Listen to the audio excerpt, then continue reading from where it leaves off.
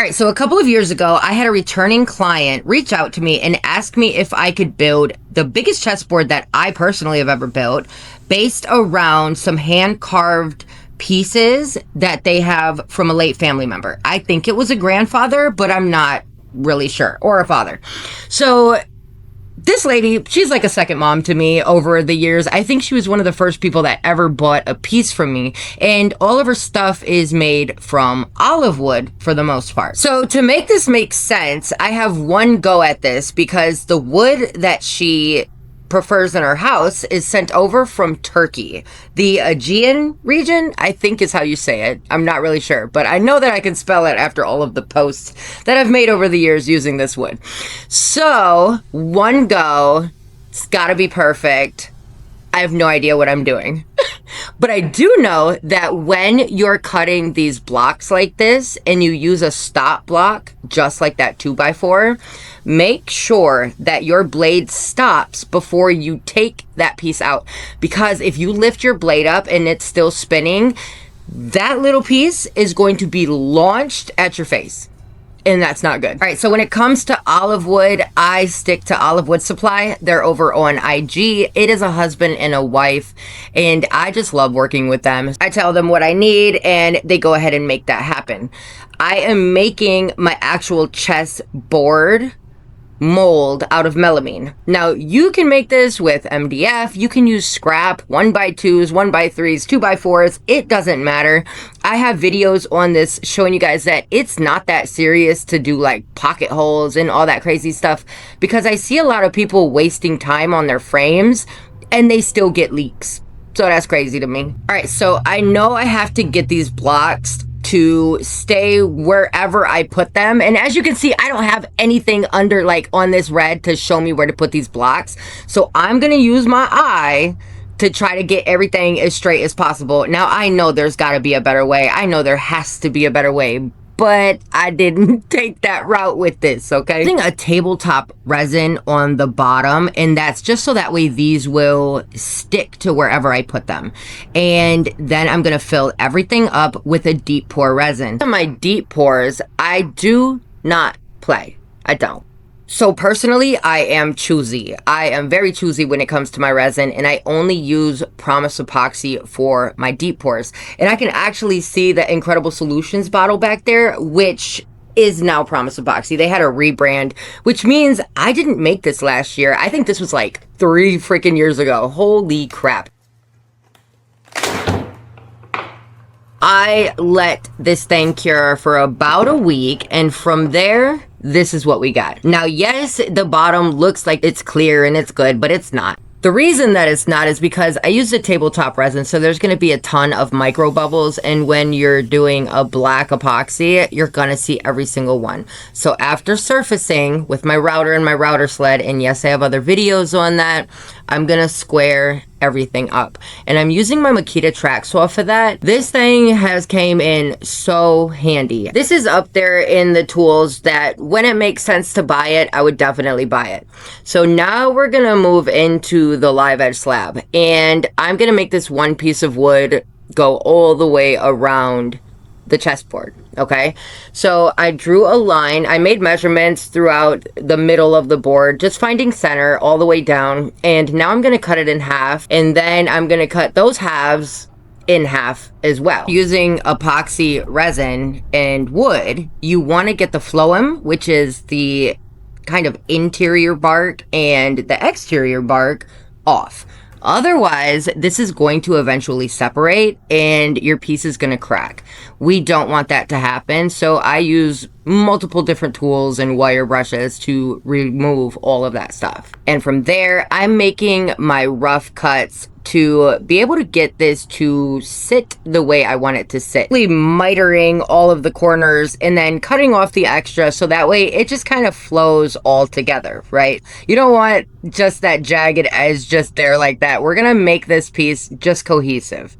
And I'm going to just start out with like some really rough cuts. I'm using my miter saw. This thing is a beast. It can handle pretty much anything that I throw at it. And sadly, but not sadly, I have made an upgrade upgrade in my new studio, which hopefully when I get moved over there soon, you guys will be able to see. All right, so once I have everything where I kind of want it, I'm going to use literally cardboard and duct tape to make like a temporary frame for those pieces in those edges, because I'm going to be filling everything with black. She wants a black border between everything. All right, so I'm using 100% silicone caulk, and this is the caulk that I use when I'm making my frames and when I'm doing things like this.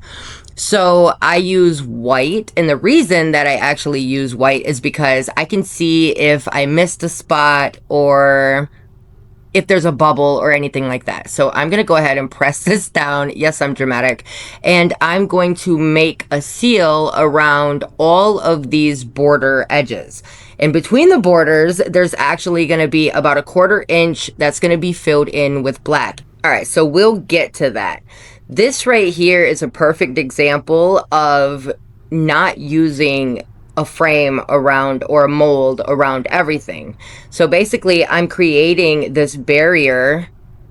It's a solid just caulk line, and you can stop the resin from flowing pretty well as long as you don't skip any spots and you kind of weigh it down. So use what you got, and you don't have to get a bunch of fancy things to do this stuff. Like, I'm literally going to use cardboard to make the rest of this chessboard. All right, so I'm going to take this time to personally invite you guys over to my YouTube membership. It is a monthly membership that starts at less than a cup of coffee, where we can become unfuckwithable. And when I say that, I mean that on every single level. I want to create a group and a space for like-minded individuals to come together and just grow. All right, so I gave it a name. It is called Fluid Academy, and this is where I'm already transparent and honest and open and share my story, but it gets deeper here, and you get a lot more one-on-one. You're gonna find discounts for e-courses. Starting next month, there's going to be member-only lives where I actually answer all of your questions, and I actually make dedicated videos if somebody needs to see a process further and I can answer that. I actually make the video dedicated just for you and showing you how I do these things. And today I'm announcing something that I'm starting out for the top 2 tiers, that if you hold your place for 6 months and 12 months, you're actually gonna get a gift from me. It will be handmade. All right, guys, I'm so freaking excited. It's just a one-on-one, building the community and allowing me the space and the place to be helpful, and as helpful as I can be, and actually be able to do that, because I was doing the videos on TikTok and it just wasn't making sense for me because I was falling behind on my work and all of those things. But doing something like this allows me to show up even better.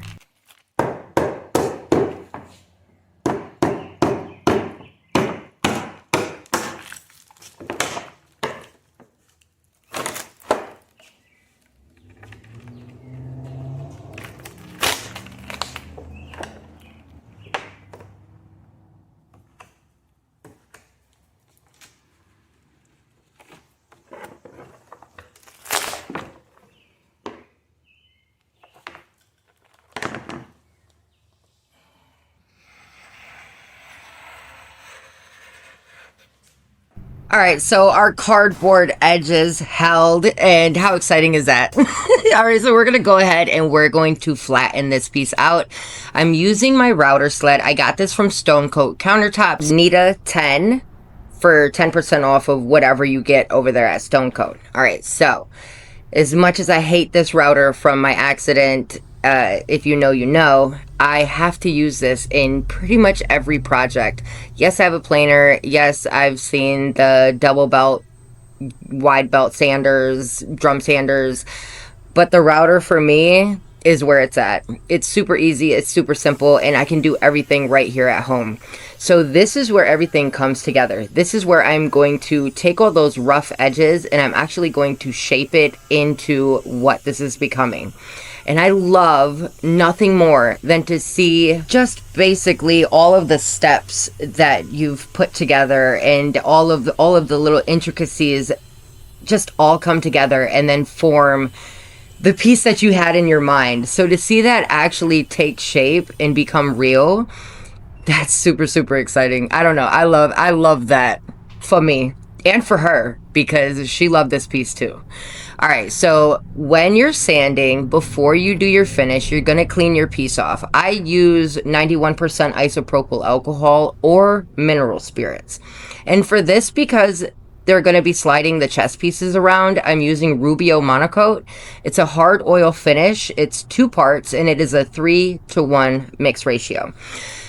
I like this finish personally because it is super, super durable. I go between a couple of hard oil finishes, and for me, this one made sense. All right, so I know now they have some UV finishes and things like that, and I just might give them a go. Open and willing to try new things, especially if the durability of my piece will be better than what it is with just this finish. So if you guys have ever tried a UV finish, like one of those hard oil UV finishes, and you can recommend one to me, drop that ish in the comments down below, please. I would greatly appreciate that. When you put this oil on, look at this piece come to life. This thing is gorgeous, and this is exactly what she was asking me for, and I'm so happy that I could give this to her. But I'm gonna have to find a better and faster way to get all of those freaking squares in the right place, because that was very time consuming and annoying, but it turned out perfect. Kind of perfect. I don't think we ever make anything truly perfect, but it's damn good. I had a little bit of help in the shop this day. That's my fiance Melinda putting my triangles down, and I wish I had help in the shop every day. And don't get me wrong, she actually asked me when she can come and work for Nita's Fluid Woodworks, but not yet, baby. Almost. We almost there. All right, so when you're using a finish like this or Odie's oil, you're gonna want to make sure that you get this product off. So when I talk to the people, I actually ask them, like, what is the main mistake that you see people making with your product? And the answer actually surprised me. I thought it was going to be, we used too much, we didn't let it sit on long enough, or just something that I didn't know. But the answer was that we don't remove, us, the makers, don't remove enough of the product. So that was very interesting to me. So when you're doing a hard oil finish, let it sit for the allotted time. I actually do 1 or 2 coats. Monocoat is 1 coat, mono meaning 1. So this is the piece. She's gorgeous. I actually think that I'm gonna make one of these for myself, but like I said, there's gotta be a better way to get those squares where they should be. When I get moved in the other shop, I'll get my CNC set up, and maybe I can make like a grid or something. I have noticed that I do not utilize everything that I have at hand nearly as much as I should. And if you have that same problem, type agree in the comments, because I feel like I need a tool and then I buy that tool and sometimes they stay in a box, and that's sad. Not only for the tool, but also for my wallet and me. I really had a lot of fun with this build, and I kind of pushed myself to doing something that really wasn't comfortable for me. So if you haven't already, please subscribe and consider joining the monthly membership. And if you want to learn more, you can check out my e-courses. All right, so based on your interests and everything you watch on YouTube, it has chosen the next right video for you. Thank you for watching. I'll catch y'all next time.